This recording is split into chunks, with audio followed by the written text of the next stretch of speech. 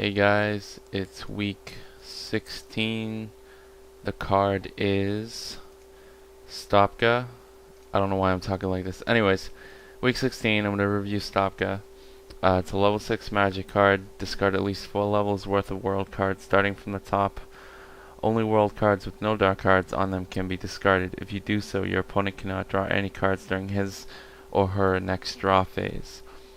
It's the infamous Stopga. Not a lot of people play it, at least not yet. A lot of people don't see the viability of it, but it's a devastating card with a devastating effect.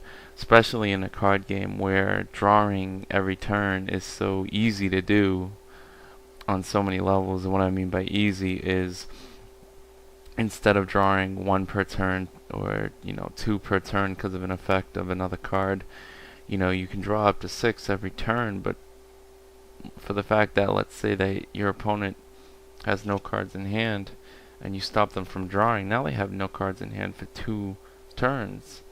So that can be really devastating, even if they have 3 cards in hand or 4, which is not usual. So they have 2 or 1, you're better off. Stopga is still devastating no matter what, because their resources will be limited and definitely will net you a lot of advantage. Now, a lot of people might not think Stopga is viable because the only card that can cast it right now is Donald level 4, and a lot of people don't have Donald level 4, or if they do have it, they have 1, maybe 2. And I mean, I'm sure there's plenty of you that have 3 of them, maybe, but everybody that I come across, they're like, oh, I have 1, I have 2, so I don't know of a lot of people that have 3. But even so, you wouldn't want to run 3 Donald level 4s anyways, maybe 2.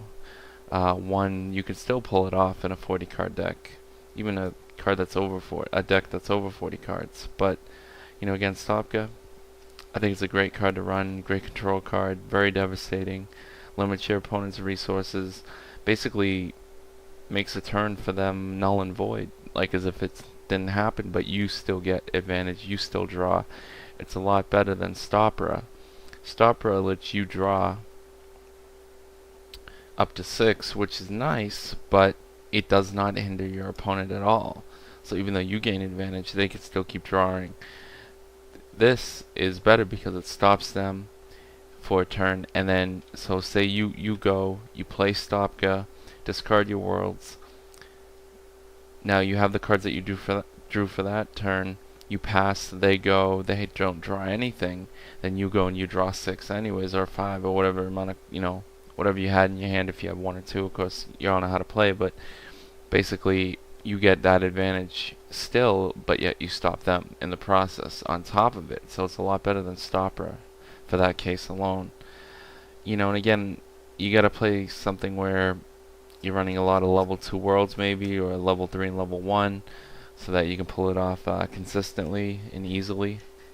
So just be aware of that, and if you're gonna run it, make sure you run the right kind of deck to handle Stopga.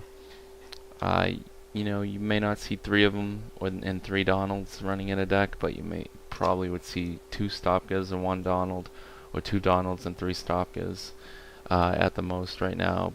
A lot of people, I think, are going to start looking into this card after they see that, I think it's DOTPOTD won the constructed format at the Origins Con or event or whatever it was, and we all see that he ran Stopga. So basically, I think people are going to start to wake up and realize how good this card really is. I think it's a underrated card. I think a lot of people don't think it's good.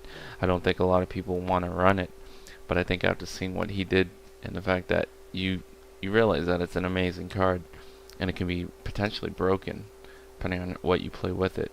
You can definitely destroy people and win a lot of games because of it. So that's my review, Stopga. See you guys later. Thanks.